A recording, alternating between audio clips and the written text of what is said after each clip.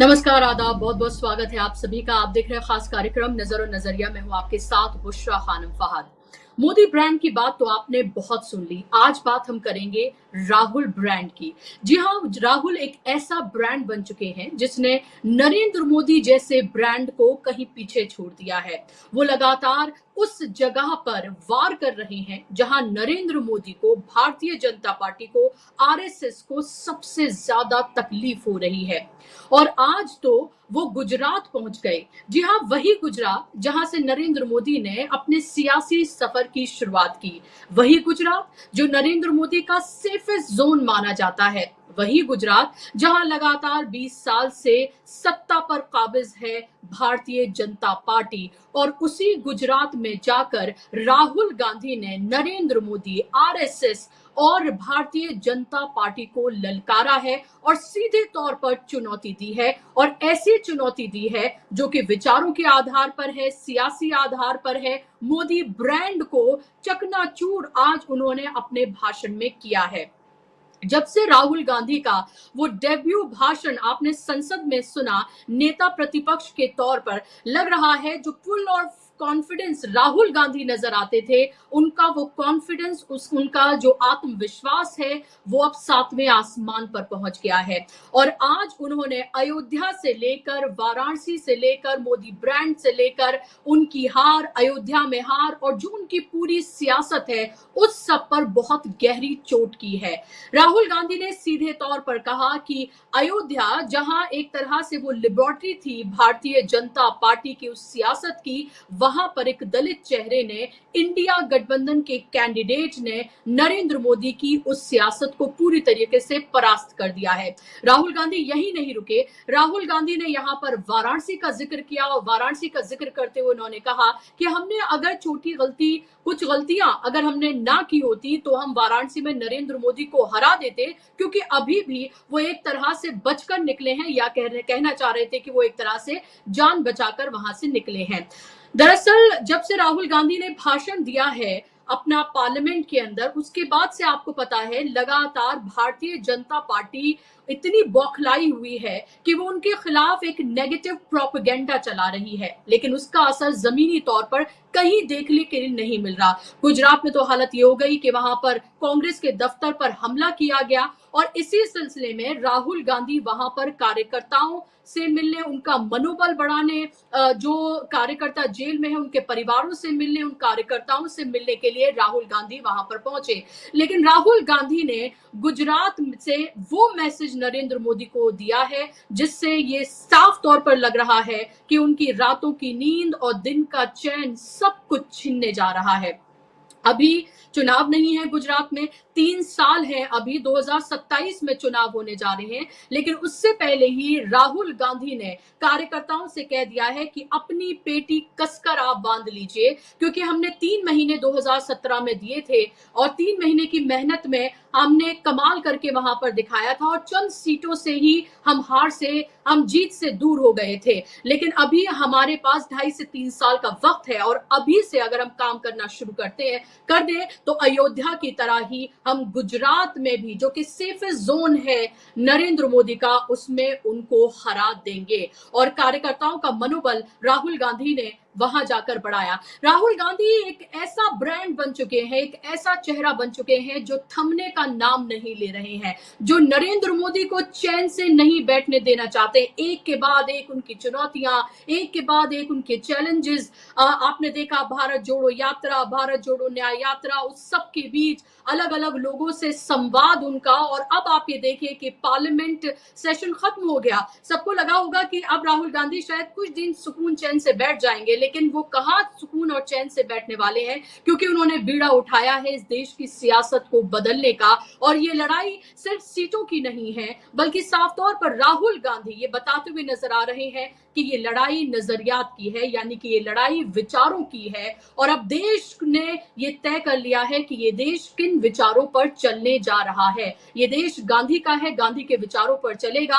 लगातार वो उस अभय मुद्रा की बात कर रहे हैं, अपने ही तरीके से कार्यकर्ताओं का ना सिर्फ मनोबल बढ़ा रहे हैं, बल्कि वो उनको ये बता रहे हैं कि अगर आप शिद्दत से काम करें तो आप कहीं पर भी नरेंद्र मोदी जैसे चेहरे को, भारतीय जनता पार्टी को हरा सकते हैं। सुनिए एक छोटी सी बाइट, राहुल गांधी ने आज क्या कुछ कहा। आप सोच सकते थे कि अयोध्या में बीजेपी हारेगी ना? आप सोच सकते थे कि नरेंद्र मोदी से जान बचा के निकलेगा, मतलब मार्जिन ऐसे तुक्के से निकलेगा? सोच सकते थे? मैं आपको बता रहा हूं, जैसे ये अयोध्या में हारे वैसे यहां पे हारने जा रहे हैं। आपको सिर्फ एक काम करना है, एक काम करना है आपको सिर्फ गुजरात की जनता को सिर्फ एक बात बोलनी है, आपको डरना नहीं है। बिना डरे अगर आप बीजेपी से लड़ गए, चाहे आप किसान हो, मजदूर हो, छोटे व्यापारी हो, अगर गुजरात की जनता बिना डरे लड़ गई, बीजेपी सामने नहीं खड़ी हो पाएगी। तो आपने राहुल गांधी का ये कॉन्फिडेंस देखा, और ब्रांड राहुल के आगे ब्रांड मोदी ना सिर्फ छोटा होता हुआ नजर आ रहा है, और ये सिर्फ राहुल गांधी ही जो कह रहे हैं वहीं तक सीमित नहीं है, बल्कि जो उनके खुद के घटक दल हैं, जो उनके साथ शामिल हैं, उन सब की भी कई ऐसी मिसालें देखने के लिए मिल रही हैं। एक पोस्टर जो कि बहुत वायरल है महाराष्ट्र का, जहां पर नरेंद्र मोदी कहीं उस पोस्टर में, जहां वो मेन हुआ करते थे, यानी कि बिल्कुल फ्रंट पर हुआ करते थे और सबसे इंपॉर्टेंट फिगर हुआ करते थे, वो कहीं दूर एक छोटी सी पिक्चर में सिमट गए हैं। यानी कि महाराष्ट्र में आप ये देखिए, अभी आने वाले वक्त में चुनाव है, और वहां जो सरकार है फिलहाल, वो आपको पता है कि शिवसेना, शिंदे ग्रुप, अजीत पवार, और इसके साथ साथ भारतीय जनता पार्टी की मिलीजुली वहां पर सरकार है। और जो पोस्टर जारी किया गया है, उस पोस्टर में नरेंद्र मोदी कहीं छोटे एक कोने में सिमटे हुए हैं, और बाकी जो नेता हैं वो फ्रंट में नजर आ रहे हैं। इससे साफ जाहिर है कि उनको ये पता चल गया है कि ब्रांड मोदी जो है अब किसी काम की नहीं रही है, उनके चेहरे पर अब आपको वोट मिलने वाले नहीं है। क्योंकि उसी महाराष्ट्र में जहां पर नरेंद्र मोदी ने 17 जगहों पर अपनी रैलियां की थी, उनमें से 14 जगहों पर हार का सामना करना पड़ा था गठबंधन को, और यही वजह है कि अब ब्रांड मोदी पूरे तरीके से सिमट गया है और फेल होता हुआ नजर आ रहा है। वहीं दूसरी तरफ संजय राउत जो है, उन्होंने ये कहा है कि अगर राहुल गांधी के चेहरे पर हमने चुनाव लड़ा होता, अगर उनको प्रधानमंत्री के कैंडिडेट के तौर पर हमने इंडिया गठबंधन का चेहरा बनाया होता, तो हमारी सीटें इससे कहीं ज्यादा होती। वहीं दूसरी तरफ अगर हम बात करते हैं चाहे नीतीश कुमार की, चाहे हम बात करें नायडू की, वो दोनों नरेंद्र मोदी को चैलेंज करते हुए नजर आ रहे हैं। फहरिस्त उन्होंने दे दी है डिमांड्स की, जिनको पूरा करना नरेंद्र मोदी के लिए मुश्किल नजर आ रहा है, और माथे पर उनके पसीना है। और वहीं इस बीच लालू प्रसाद यादव ने यह कह दिया है कि ये सरकार ज्यादा दिन चलने वाली नहीं है, अगस्त में सरकार गिर जाएगी। इतना ही उन्होंने नहीं कहा, बल्कि ये भी कहा है कार्यकर्ताओं से कि वो तैयार रहें। तो ये तमाम पूरा घटनाक्रम, और इसमें उभरता हुआ, इसमें एक मजबूत चेहरे की तरह उभरता हुआ राहुल गांधी का ये ब्रांड, जाहिर सी बात है ये नरेंद्र मोदी, भारतीय जनता पार्टी और आरएसएस की नींदें उड़ाने के लिए काफी है। आज इसी पर हम चर्चा करेंगे। इस पर बात करने के लिए मेरे साथ खास मेहमान जुड़ गए हैं। जाना माना चेहरा है राकेश पाठक जी, सीनियर जर्नलिस्ट हैं, बेबाकी से अपनी बात को रखते हैं। राकेश जी, बहुत बहुत स्वागत आपका।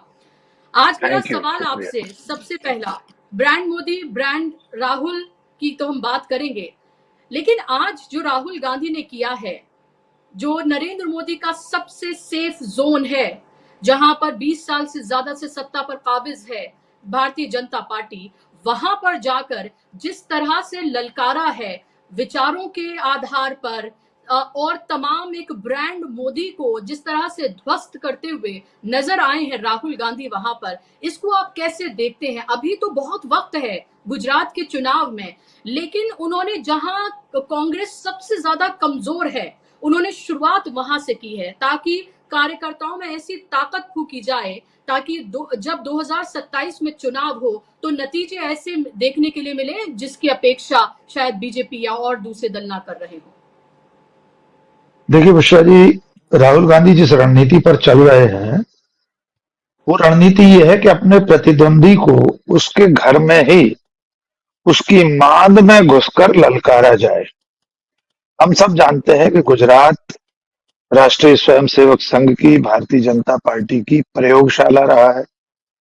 हिंदुत्व के उभार का सबसे पहला महाविस्फोट गुजरात में ही हुआ था। नरेंद्र मोदी और अमित शाह दोनों की कर्मभूमि है, वो जन्मभूमि है। इसलिए वहां जाकर राहुल गांधी का ये कहना कि गुजरात के लोगों को सिर्फ इतना बताना है कि इनसे डरना नहीं है, इन्हें चुनाव हरा देंगे हम। और उससे पहले उन्होंने सबसे बड़े मंच को चुना गुजरात की चुनौती देने के लिए। वो देश की सबसे बड़ी पंचायत संसद है। वहां कोई विषय नहीं था गुजरात के चुनाव को लेकर, राष्ट्रपति के अभिभाषण पर उन्हें अपना भाषण देना था। लेकिन बिल्कुल चीन चीन कर वे नरेंद्र मोदी के मर्म पर चोट कर रहे थे। एक तो उन्होंने नरेंद्र मोदी नाम के ब्रांड को बिल्कुल नेस्तनाबूद करने के लिए उन्हीं की कही गई बातों को दोहराया कि इनकी तो परमात्मा से डायरेक्ट डायलिंग है, सीधी बातचीत होती है, ये तो नॉन बायोलॉजिकल है, और तमाम सारे उनके बयानों को दोहराया।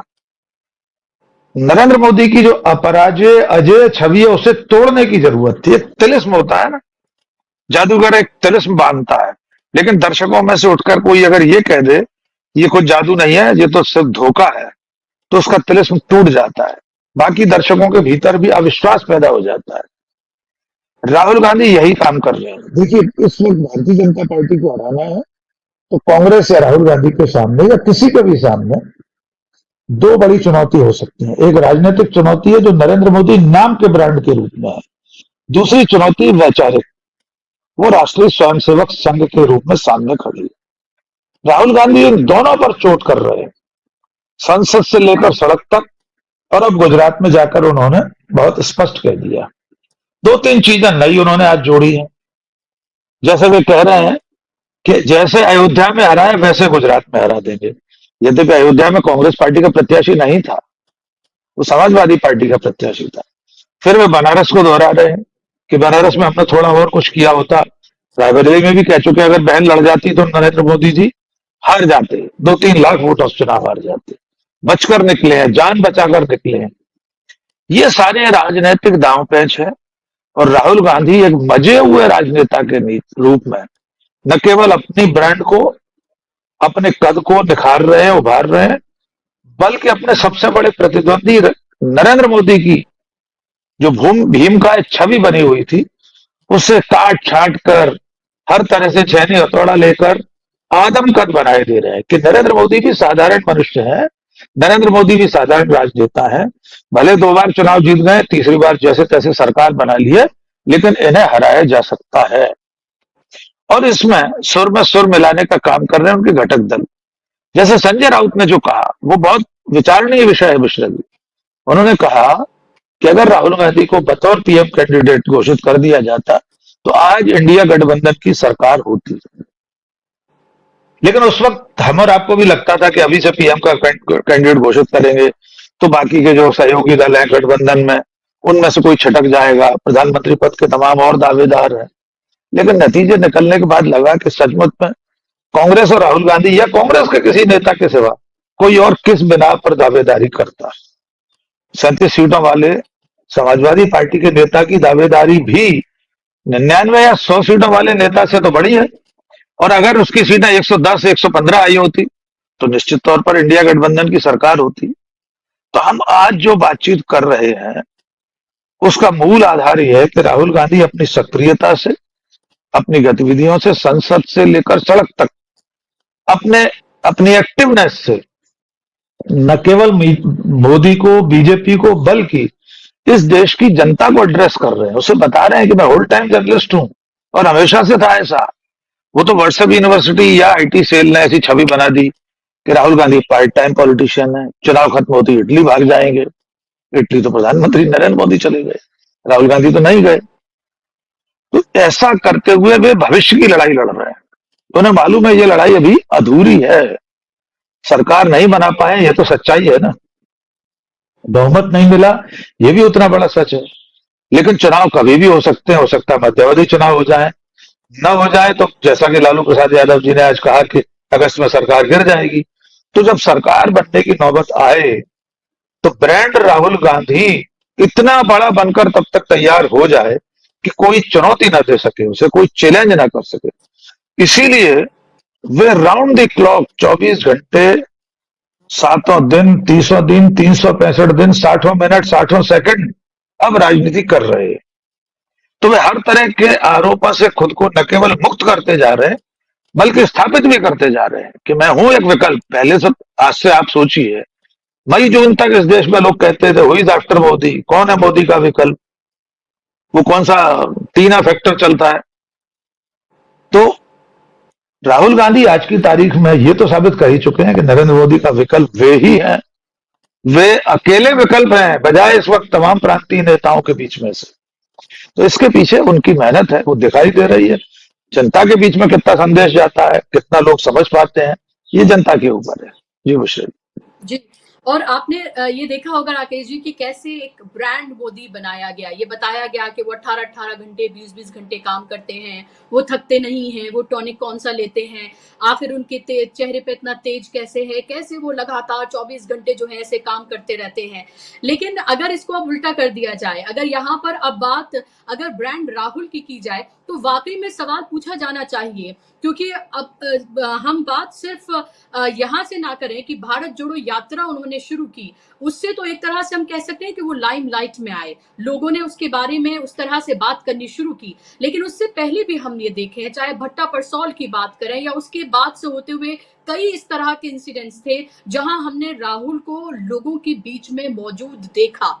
लेकिन वो मीडिया ही था, जो मीडिया जो गुलाम था और अभी भी गुलाम है, जिसको राहुल के बारे में बात करना गवारा ही नहीं था, ब्रांड मोदी का ही वो महिमा मंडन करता रहा। लेकिन अब वो भी मजबूर हो गया है ब्रांड राहुल की बात करने के लिए, क्योंकि राहुल गांधी का मतलब अब टीआरपी हो गया है, नरेंद्र मोदी का मतलब अब टीआरपी नहीं रह गया है। और इसका आकलन उनके चैनल्स पर जाके, यूट्यूब, संसद टीवी पे जाकर, या टीवी चैनल्स जो है उनके यूट्यूब चैनल्स पर जाकर भी देखा जा सकता है।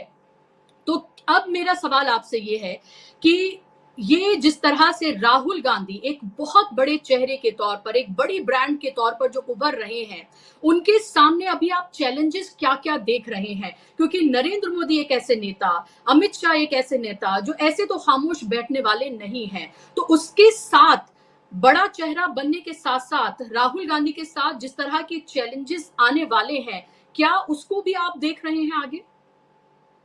देखिए, राहुल गांधी की राह में भी कई तरह के चैलेंजेस हैं, चुनौतियां हैं। लेकिन उससे पहले इसको थोड़ा और विस्तार दे दें, जो आपने कहा ना कि इन दोनों में क्या अंतर आया, और उसका बड़ा पैमाना है कितने लोग इस देश में राहुल गांधी को सुनना चाहते हैं और कितने लोग नरेंद्र मोदी को सुनना चाहते हैं, कितने लोग देखना चाहते हैं। और इसका सबसे ज्वलंत उदाहरण मिला है संसद की उन दोनों की स्पीचेस के जरिए, दोनों के भाषण। राष्ट्रपति के अभिभाषण पर राहुल गांधी एक दिन पहले बोले, दूसरे दिन नरेंद्र मोदी बोले। संसद टीवी तो सरकार द्वारा नियंत्रित है। दूसरी बात, ये ऐसे माध्यम है, इस पर आप वैसे नियंत्रण नहीं कर सकते। डीवी लाइव को अगर मतगणना के दिन 10 करोड़ लोगों ने देखा तो ये कोई प्राइवेट व्यूज नहीं थे, ये ऑर्गेनिक व्यूज है। इसी तरह संसद टीवी हो या नरेंद्र मोदी का अपना यूट्यूब चैनल हो उनके नाम का, राहुल गांधी का उनके नाम का यूट्यूब चैनल हो, ये आंकड़े बताते हैं कि राहुल गांधी को संसद टीवी पर 10 लाख लोगों ने देखा, 10 लाख लोगों ने देखा, सुना। नरेंद्र मोदी को 1,30,000 लोग, अभी भी 1 लाख से ऊपर नहीं पहुंच पाए हैं शायद। उन दोनों के अपने अपने चैनल्स पर जरूर नरेंद्र मोदी शुरू में बहुत पीछे थे, लेकिन जैसे ही ये आंकड़े सामने आए, कुछ लोगों ने सोशल मीडिया पर रख दिया कि राहुल गांधी के अपने यूट्यूब चैनल पर 10 लाख लोगों ने संसद का भाषण देखा है। उस वक्त नरेंद्र मोदी के बहुत कम थे बाद में, लेकिन अब वे बराबरी पर आ गए। उनके ट्विटर हैंडल्स देख लीजिए, दोनों के ट्विटर हैंडल को कंपेयर करके देख लीजिए, फॉलोअर्स में जमीन आसमान का फर्क है। राहुल गांधी के कितने हैं और नरेंद्र मोदी के कितने हैं, लेकिन जो ट्रैक्शन है, जो लोगों के व्यूज हैं, जो लाइक्स हैं, कमेंट्स हैं, रीट्वीट्स हैं, जब आप उनकी तुलना करेंगे तो लगेगा नरेंद्र मोदी से राहुल गांधी मीलों आगे है। इंस्टाग्राम पर राहुल गांधी को देख लीजिए, राहुल के इसी भाषण की अलग अलग रील्स लगी हैं। मेरे पास आंकड़े हैं, एकदम थोड़ा दूर रखे, नहीं तो मैं एक एक आंकड़ा बताता। इंस्टाग्राम पर राहुल की संसद टीवी की जितने रील्स लगे हैं, किसी पर 5 लाख, किसी पर 8 लाख, किसी पर 3 लाख व्यूज हैं। नरेंद्र मोदी के इंस्टाग्राम पर संसद का भाषण ही नहीं है, शायद एक आध कोई कतरन है, उसके भी व्यूज बहुत कम है। तो एक तो ये पैमाना हो गया कि इस देश के लोग किसे देखना चाहते हैं, किसे सुनना चाहते हैं। अब आते हैं उस मुद्दे पर जो आपने कहा कि नरेंद्र मोदी की इमेज बनाई गई थी। नरेंद्र मोदी की इमेज बनाने के लिए एक बहुत बड़ी अंतरराष्ट्रीय पीआर एजेंसी थी, उसने 2012-13 से टेक ओवर किया नरेंद्र मोदी को। उनकी इमेज बनाने के लिए आपको अच्छी तरह याद होगा, हमारे दर्शकों को हम याद दिला दें, जब 2014 का लोकसभा चुनाव हुआ, नरेंद्र मोदी प्रधानमंत्री के प्रत्याशी घोषित हुए। उसके बाद उनकी एक इमेज बनाई गई जिसको लेजर इमेज के जरिए वे बड़ौदा में एक जगह एक मंच पर भाषण दे रहे थे, 200 शहरों में मंच पर नरेंद्र मोदी दिखाई दे रहे थे लेजर इमेज के साथ। बड़ौदा के कॉलेज में लाल किले की प्राचीर बनाई गई, एक छद्म बनाया गया लाल किले का, उस पर खड़े होकर नरेंद्र मोदी भाषण दे रहे हैं। गुजरात के मुख्यमंत्री हैं, लेकिन ये प्रतिरूप बनाया गया कि कल को लाल किले की प्राचीर से यह आदमी भाषण देगा। और उसी दरमियान 2012-13 से लगातार आज तक राहुल गांधी की छवि को नष्ट करने के लिए हजारों करोड़ रुपए खर्च किए गए, और उसमें एक बड़ी भूमिका भोंपू मीडिया की थी, जिसने राहुल गांधी के खिलाफ अभियान से चला रखा था। ऐसा लगता था जैसे सुपारी ले रखी है कांग्रेस और राहुल गांधी की। कांग्रेस मुक्त भारत, राहुल गांधी तो विकल्प नहीं है, राहुल गांधी सीरियस पॉलिटिशियन नहीं है, कांग्रेस का कोई भविष्य नहीं, कांग्रेस खत्म हो गई। अभी जुमा 4 रोज पहले इसी चुनाव में राजनाथ सिंह, डॉक्टर मोहन यादव, शिवराज सिंह, मोदी सब ये कहा करते थे कि आने वाले दिनों में इस देश के बच्चे किताबों में पढ़ेंगे एक थी कांग्रेस। अब वो एक थी कांग्रेस तो नहीं बची, कांग्रेस तो पुनर्जीवित हो गई। फीनिक्स की तरह अपनी राख से राहुल गांधी ने उस कांग्रेस को खड़ा कर दिया। अब चुनौतियों का सवाल आता है। राहुल गांधी के सामने बाहर से चुनौतियां जितनी थी बाहर से, उतनी ही चुनौतियां पार्टी के भीतर भी थी। उनकी अपनी पार्टी में कभी G21 बन जाता था, G23 बन गया। गुलाम नबी आजाद, आनंद शर्मा से लेकर न जाने कितने नेता सवाल उठाया करते थे। तो राहुल गांधी ने उन सब चुनौतियों से पार पा लिया है। अब पार्टी के अंदर से उन्हें कोई चुनौती नहीं है। अब चुनौती बची है पार्टी के बाहर। एक तो ये कि उन्हें देश भर में अपनी स्वीकार्यता स्थापित करनी है। दूसरा, जो सहयोगी दल हैं जिनके साथ वे इस वक्त राजनीति कर रहे हैं, उन्हें लक्ष्य को प्राप्त करने तक, अपना टारगेट अचीव करने तक साथ बनाए रखना है। कोई भी कारण ऐसा न बने कि ममता बनर्जी, अखिलेश यादव, तेजस्वी यादव, स्टालिन या कुछ और नए संगी साथी अगर उन्हें जोड़ने हैं, वो एक सबसे बड़ी चुनौती है। हम नहीं कह रहे कि सरकार अभी गिर जाएगी साल 2 साल में, मध्यावधि चुनाव 2.5 साल में आ जाएगा। राहुल गांधी भी उस तैयारी में नहीं है। जहां तक मुझे लगता है, जहां तक मैं समझ पाया उनकी राजनीति को, वे 2029 की तैयारी कर रहे हैं। ये 4.5 साल, 4 साल, पौने 5 साल अभी बहुत लंबा अरसा है। इसमें न केवल उन्हें खुद को साबित करना है, बल्कि संगी साथियों को भी समेटकर साथ लेकर चलना है। खुद को साबित करने के लिए वे क्या कर रहे हैं? आपने भट्टा परसोल गिनाया।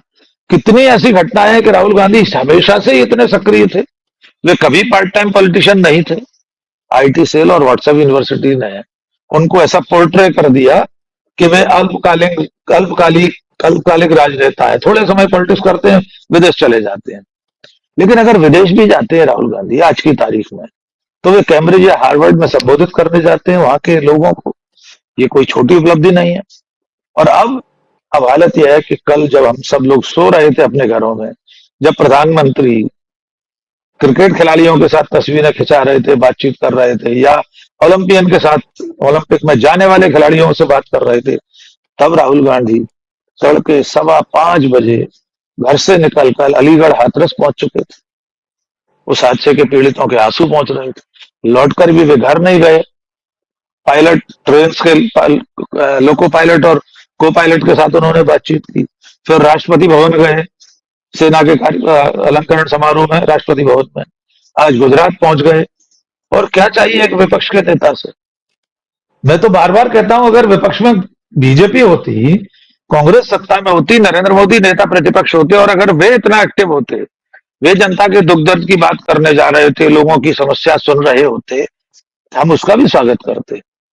तो फिलहाल Rahul Gandhi leader of opposition के रूप में, विपक्ष के नेता तो संसद में है वे, लीडर ऑफ अपोजिशन तो उनका एक संवैधानिक दायित्व और पद हो गया, लेकिन जनता के बीच में भी वे सबसे बड़े विपक्षी नेता के रूप में, सत्ता को चुनौती देने वाले नेता, जनता की बात करने वाले नेता, जनता के सुख दुख को सुनने के लिए सड़कों पर मजदूरों के बीच जाकर कन्नी हाथ में लेकर गारे मिट्टी को सानने वाले भी ऐसे नेता के रूप में खुद को स्थापित कर रहे हैं जैसे नेता की इस देश को जरूरत थी। विपक्ष के एक ऐसे नेता की जरूरत थी, ऐसे एक विपक्ष की जरूरत थी जो सरकार से सवाल करे, लोगों की समस्याओं को सुने। सरकार का काम है सरकार चलाना, पर उसके सामने समस्या लेकर आना विपक्ष का काम है और मीडिया का काम है।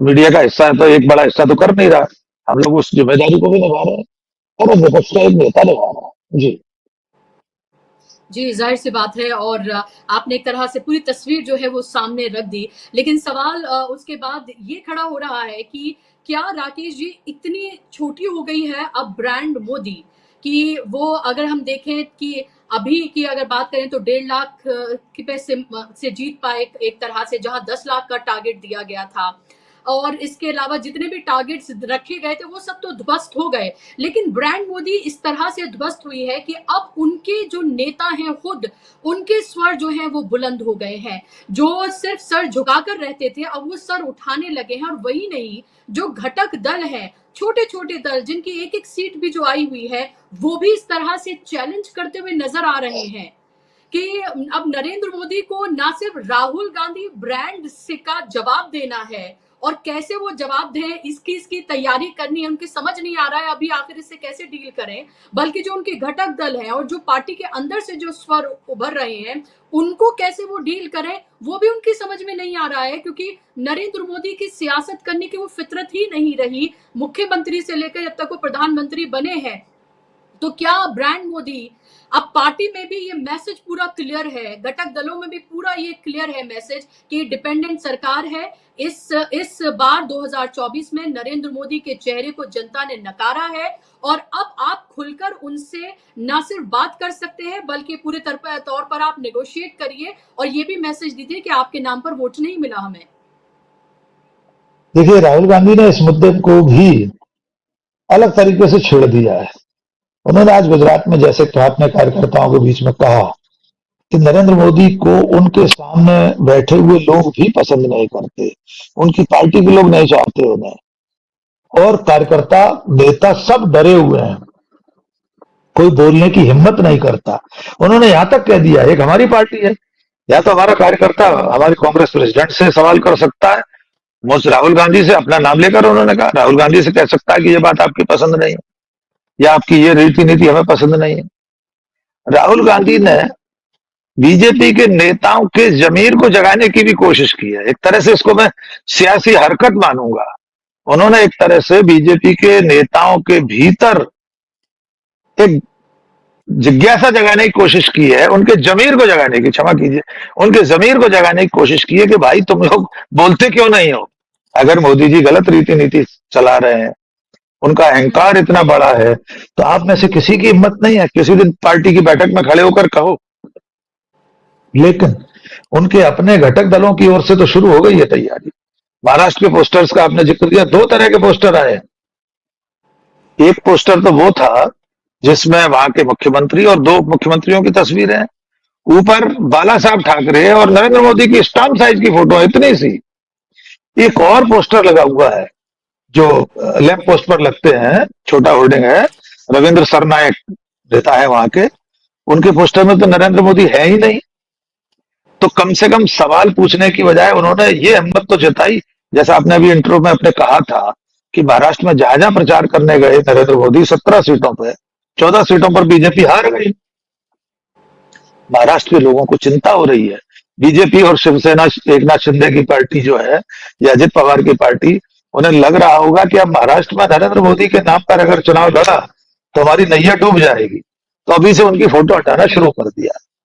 एक और इशारे का जिक्र करना चाहता हूं, आप पार्टी के भीतर की बात कर रहे हैं। शिवराज सिंह ने एक बयान दिया है, उसकी दुधारी तलवार को महसूस करके देखिए। वे बात कर रहे हैं झारखंड की, वे कह रहे हैं चंपई सोरेन का क्या अपराध था कि हेमंत सोरेन ने मुख्यमंत्री बनने के लिए उन्हें हटा दिया। लेकिन इशारों इशारों में शिवराज सिंह चौहान नरेंद्र मोदी को भी ये इशारा कर रहे हैं, मेरा क्या अपराध था कि मुझे आपने मुख्यमंत्री नहीं बनाया 5वीं बार। ये बड़ी बात है। इस तरह की इशारेबाजी पार्टी के नेता धीरे धीरे करना शुरू कर रहे हैं। एक उत्तर प्रदेश भी उदाहरण है इसका। वह केंद्रीय मंत्री योगी आदित्यनाथ के खिलाफ मोर्चा खोल रही है। योगी आदित्यनाथ दिल्ली और नरेंद्र मोदी की पसंद से अब अधिकारियों को नहीं रख रहे हैं, अपनी मर्जी से प्रशासनिक जमावट कर रहे हैं।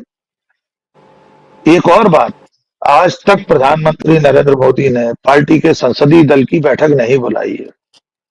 यह भी इतिहास में पहली बार होगा कि एक व्यक्ति प्रधानमंत्री बन गया, अपने गठबंधन दल का नेता बन गया, शपथ ले ली, संसद का एक सत्र पूरा हो गया, लेकिन वो खुद अपने संसदीय दल का नेता अब तक नहीं चुना गया है।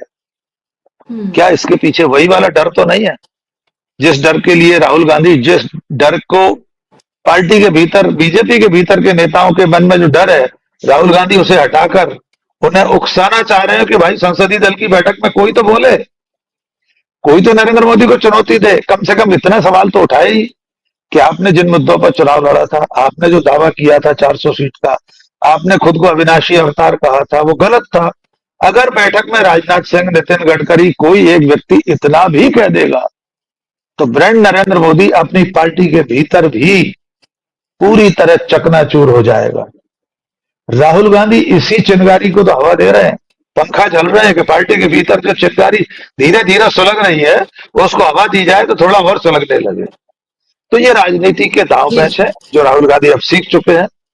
मुझे लगता है आने वाले दिनों में ब्रांड राहुल धीरे धीरे करके ब्रांड नरेंद्र मोदी को चुनौती देगा, दे चुका है, अच्छी चुनौती दी है, और ब्रांड मोदी अब धीरे धीरे बहुत छोटा होता जा रहा है। जी बिल्कुल, और ये साफ तौर पर दिख भी रहा है और हर तरीके से दिख रहा है। और एक नेता प्रतिपक्ष के तौर पर जो डेब्यू किया है राहुल गांधी ने, उसका अंदाजा शायद किसी को भी नहीं रहा होगा। जो उनकी स्पीच में जो कॉन्फिडेंस था, वो अब से पहले इतना कॉन्फिडेंस नहीं देखने के लिए मिला। और जो वो उनका एक भाषण है, जब नरेंद्र मोदी उठते हैं और उठकर वो कहते हैं कि आप पूरे हिंदू समाज को आप जिस तरह से जो कह रहे हैं वो बात, उस पर जो जब राहुल गांधी उठते हैं और नई नई करके जो कहते हैं, वो एक तरह से एक वैचारिक तौर पर जो चैलेंज किया था, जो नरेंद्र मोदी की पूरी ब्रांड, जो उनकी विचारधारा, जिस पर अब तक वो जीतते आए, उस सब को वो एक तरह से उस वक्त राहुल गांधी ने पूरे तरीके से ध्वस्त कर दिया था। और यही वजह है कि चाहे कितने भी प्रदर्शन किए गए, कुछ भी किया गया, उसका कोई असर, उसका कोई फर्क अब देखने के लिए नहीं मिल रहा है। तमाम प्रोपेगेंडे भी और नेगेटिव कैंपेन भी, सब कुछ राहुल गांधी के सामने अब ध्वस्त होती हुई बीजेपी की नजर आ रही है। इसके साथ साथ राकेश जी, ये भी लोगों को समझ में आ रहा है और दिख रहा है कि एक प्रधानमंत्री की तीसरी बार जो प्रधानमंत्री बने हैं, उनकी प्राथमिकताएं क्या हैं। और राहुल गांधी जो प्रधानमंत्री नहीं है, पहली बार नेता प्रतिपक्ष बने हैं, उनकी प्राथमिकताएं क्या हैं। वो मजदूरों के बीच में जा रहे हैं, वो लोको पायलट जो है उनके बीच में जा रहे हैं, वो हाथरस के पीड़ितों के बीच में जा रहे हैं, वो कारपेंटर्स के पास जाते हैं, वो जहां जहां जो भी मुमकिन होता है वो वहां वहां जाकर लोगों का ना सिर्फ दर्द साझा करते हैं, बल्कि उनको ये यकीन भी दिलाते हैं कि कोई है जो उनके साथ खड़ा है। और मणिपुर, जिसका नाम तक लेना भी बर्दाश्त नहीं करते हैं मोदी जी, इतने प्रेशर के बावजूद भी अब एक बार फिर से राहुल गांधी मणिपुर जा रहे हैं। और तीसरा दौरा है राहुल गांधी का, जिस तरह के सोर्सेस से अब तक खबर पता चली है। और दूसरी तरफ अभी भी नरेंद्र मोदी उन्हीं इवेंट्स में बिजी हैं। कभी ओलंपियंस जो है उनसे वो बात करते हैं, कभी क्रिकेटर्स से बात करते हैं, तो कभी किसी और इवेंट में वो बिजी नजर आते हैं। यानी कि वो अपनी उस छवि से उभर ही नहीं पा रहे हैं। तो ये भी तो लोगों की समझ में आ रहा है राकेश जी। और आने वाले 4 राज्यों के जो चुनाव हैं, वहां पर ये कड़ा मैसेज लोगों के पास जो पहुंच गया है, वो और ज्यादा मजबूती से राहुल गांधी एक बार फिर से पहुंचा रहे हैं कि आप प्राथमिकताएं देखिए, तीसरी बार बने प्रधानमंत्री की और दूसरी तरफ राहुल गांधी की। देखिए, हमें ऐसा लगा था कि 4 जून के नतीजों ने जो संदेश दिया है, जो पैगाम दिया है, नरेंद्र मोदी उसे समझेंगे, स्वीकार करेंगे, उसे पढ़ने की कोशिश करेंगे कि मतदाता आखिर कह क्या रहा है उनसे। मतदाता ने उन्हें जो चिट्ठी लिखी है उसमें लिखा क्या है, हमें ऐसी उम्मीद थी। लेकिन संसद में उस दिन दिए गए उनके भाषण और उसके बाद आज की तारीख तक उनकी गतिविधियां, उनके क्रियाकलाप, उनकी प्राथमिकताएं ये बता रही हैं कि उन्होंने उस चिट्ठी के मजमून को पढ़ा ही नहीं है। उन्होंने पढ़ा ही नहीं है कि इस देश की जनता ने उनकी सांप्रदायिक राजनीति को खारिज कर दिया है। उन्होंने पढ़ा ही नहीं कि उस चिट्ठी में लिखा है कि आप विपक्ष का सम्मान करें, उसे हमने सम्मानजनक दर्जा दिया है। इसके बावजूद वे विपक्ष के नेता की खिल्ली उड़ाते रहे। जनता ने उस चिट्ठी में लिखा है कि आप जनता के मुद्दों पर, उसके मुद्दों पर बात करें, मणिपुर पर बात करें, नीट पर करें, अग्निवीर पर जवाब दें, महंगाई पर बात करें, बेरोजगारी पर बात करें। लेकिन नरेंद्र मोदी ने इस सब को न पढ़ा, न गुना, न समझने की कोशिश की। यही वजह है कि वे अपनी पुरानी राजनीति पर ही आ गए, उसी ढर्रे पर। मैंने तो उसको टर्निंग पॉइंट माना था कि संसद में नरेंद्र मोदी किस तरह बोलते हैं वो तय कर देगा कि अगले 5 साल में किस तरह की राजनीति करने जा रहे हैं। और उस दिन उन्होंने हमारी उम्मीद के मुताबिक वैसा ही किया जैसा वे 10 साल से करते आ रहे थे। जनता के किसी सवाल की बात नहीं की उन्होंने। शोले फिल्म के डायलॉग सुनाए, बचपन में मोहल्ले की चौपालों पर और दादी नानियों के किस्सों में जो कहानियां होती हैं वो सुनाई उन्होंने, जिनका देश की राजनीति से, देश की मौजूदा समस्याओं से कोई रिश्ता नहीं है। तो मुझे ऐसा लगता है कि अगर वे ऐसी राजनीति करते रहे और राहुल गांधी जनता की प्राथमिकता के साथ खड़े रहे, आज भी वे गुजरात में राजकोट के पीड़ितों के परिवारों से मिल रहे हैं, जितने लोग उसमें प्लेइंग जोन में अग्निकांड में मारे गए थे। वे कांग्रेस के कार्यकर्ता जो हवालात में उनके परिजनों से मिल रहे हैं। कांग्रेस उस कार्यालय में बैठे संदेश देने के लिए कि आपने कांग्रेस कार्यालय पर पथराव किया था, आपने हमला किया था हमारे कार्यकर्ताओं के ऊपर, और मैं देश का नेता यानी अपनी पार्टी का नेता हूं, उस नाते में अपने कार्यकर्ताओं के साथ खड़ा हूं। ये प्राथमिकता है राहुल गांधी। राहुल गांधी जाते जाते कल दिन भर के अपने इतने आपाधापी वाले दिन में एक और वीडियो बना जाते हैं अग्निवीर पर, फिर बता देते हैं कि मुआवजे और बीमा में क्या फर्क है। और एक नेता से क्या उम्मीद करनी चाहिए? उसकी प्रायोरिटीज, उसकी प्राथमिकताएं इससे स्पष्ट है। अब ये देश की जनता को तय करना है कि उसे कैसी राजनीति चाहिए। जनता के मुद्दों पर राजनीति चाहिए, उसके सुख दुख की बात करने वाला नेता चाहिए, या फिल्मी कहानियां संसद में खड़े होकर सुनाए, फिल्मों की मिमिक्री करे विपक्ष के नेताओं की, वैसा नेता चाहिए। और मैं बार बार कहता हूं, नरेंद्र मोदी अगर ऐसी ही राजनीति करते रहे तो बची खुची कसर भी पूरी हो जाएगी। अगर उन्होंने अपनी राजनीति को नहीं जी अगर उन्होंने खुद को नहीं सुधारा, खुद की राजनीति को नहीं सुधारा, तो ये जो अभी सीटें आई हैं ये इससे भी कम रह जाएंगी अगर सरकार 5 साल चला भी ली तो। यद्यपि अभी तो उनके सामने सबसे बड़ी चुनौती यह है कि चंद्रबाबू नायडू और नीतीश कुमार जैसे बड़े सहयोगियों की बड़ी बड़ी मांगों को वे कैसे पूरा करेंगे। 1 अरब रुपए की इमदाद मांगकर गए हैं चंद्रबाबू नायडू कल, और जिसका कोई फोटो भी ट्वीट नहीं कर पाए नरेंद्र मोदी जी। ऐसा पहली बार हुआ होगा कि अपने सहयोगी दल के मुख्यमंत्री की मुलाकात के बारे में सरकार और प्रधानमंत्री मौन है। तो इन चुनौतियों से जब पार पाएंगे तब तो 5 साल सरकार चला पाएंगे। जी बुशरा साहब। बिल्कुल। तो एक तरफ तो आम बजट है, उसकी टेंशन अलग हो रही होगी कि उस बजट को किस तरह से लाया जाए, कैसे लोक लुभावन वादे फिर से लोगों के सामने रखे जाएं और बताया जाए कि तीसरी बार देखिए सरकार बनी है तो आपके वारे न्यारे हो रहे हैं। वो तो एक अलग टेंशन है, लेकिन एक अलग से बजट जो उन्हें बनाना है चंद्रबाबू नायडू का, उसकी उनको अलग टेंशन हो रही होगी कि उस बजट को वो किस तरह से पारित करें और कैसे उनकी मांगों को पूरा करें, क्योंकि वो साथ साथ में चैलेंज भी देते हुए नजर आ रहे हैं। वो रेवंत रेड्डी से जिस तरह से वो मिल रहे हैं और जिस तरह से उन्होंने मुलाकात की एक तरह से डंके की चोट पर, तो वो भी साफ तौर पर एक चैलेंज ही है कि हम भले ही आपके साथ हैं लेकिन दूसरा ऑप्शन भी हमारे पास खुला हुआ है। अगर इधर नहीं तो उधर जाने में हमें कोई गुरेज नहीं होगा, कभी भी नहीं होगा, क्योंकि वो बहुत हार्ड बार्गेनर हैं चंद्रबाबू नायडू। और विचारों की अगर हम बात करें तो शायद उनके लिए उतने मायने नहीं रखते हैं, लेकिन उनकी जो सियासत है उनकी स्टेट की वो पूरी तरीके से अलग है, भिन्न है जो सियासत नरेंद्र मोदी करते हैं। आखिरी सवाल मेरा आपसे संक्षेप में राकेश जी की, क्या जो डरो मत की जो बात लगातार राहुल गांधी करते रहे हैं, क्योंकि 10 साल में नरेंद्र मोदी ने अगर सबसे ज्यादा कुछ परोसा है तो वो है डर। डर हर हर तबके में, जनता में डर कि वो अपनी बात को ना कह पाए, पत्रकारों में डर वो खुलकर बोल ना पाए, नेताओं में डर कि वो जनता के मुद्दों को ठीक से ना उठा पाए, कैसे उनके घर पर एजेंसीज भेज जा रही हैं, यहाँ तक कि खुद अपनी पार्टी के नेताओं के अंदर उन्होंने भय किस तरह से डाला है। और नरेंद्र मोदी और अमित शाह, ये दो चेहरे लगातार इन्होंने 10 साल या उससे पहले भी अगर कोई काम किया है तो वो है सबसे ज्यादा डर फैलाने का। और उसी डर पर चोट कर रहे हैं राहुल गांधी, लगातार अपने कार्यकर्ताओं से भी कह रहे हैं, लोगों से भी कह रहे हैं कि डरो मत, क्योंकि डर के आगे जीत है। क्या इस मैसेज को वो सही से लोगों के अंदर, जहन में, अपने कार्यकर्ताओं के अंदर पहुंचा पा रहे हैं? और ये सही चोट है, क्योंकि डर ही तो है जो सबसे ज्यादा बेचा गया है इन सालों में। बिल्कुल ठीक बात है। देखिए, बीजेपी और आरएसएस ने पिछले 10 सालों में समाज में हर तरह का डर कायम किया है। राजनीतिक, सामाजिक, धार्मिक, आध्यात्मिक, वैचारिक। जो भी उनसे असहमत है वो देशद्रोही है।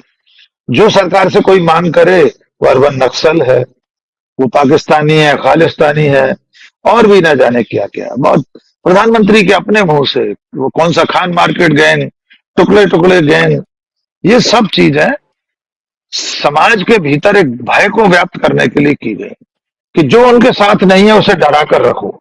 और जो लोग नहीं डरे उनमें से बहुत सारे लोग जेलों में हैं। आज भी कई लोग जेल में हैं। दिल्ली के मुख्यमंत्री जेल में है।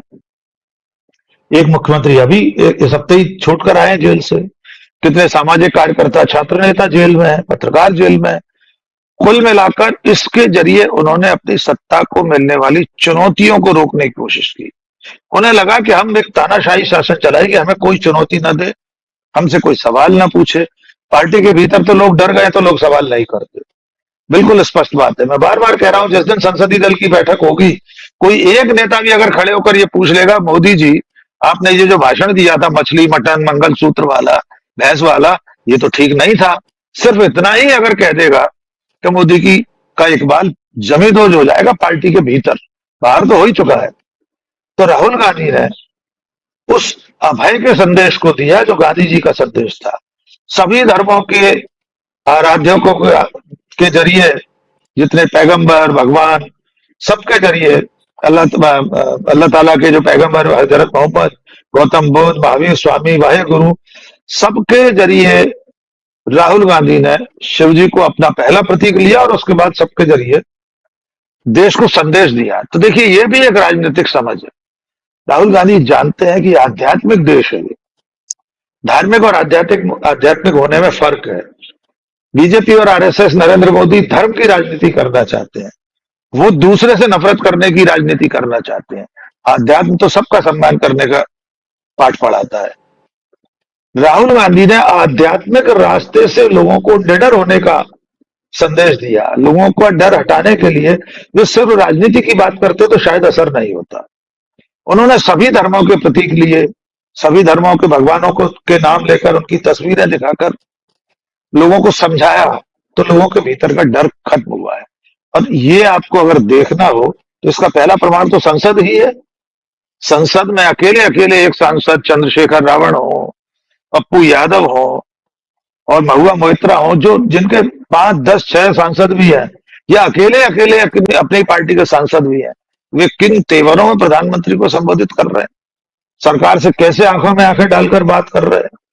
याद कर लीजिए 4 जून से पहले की पिछली लोकसभा की संसद, उसके नजारे याद कर लीजिए। लोग संसद के भीतर तक डरे हुए रहते थे। आज स्थिति ये है कि गृह मंत्री, जिनसे पूरा देश डरता था, वे संरक्षण मांग रहे हैं। लोकसभा अध्यक्ष से हाथ जोड़कर संरक्षण मांग रहे हैं। ये नौबत आ गई है। एक स्वस्थ लोकतंत्र में किसी को भी किसी से नहीं डरना चाहिए।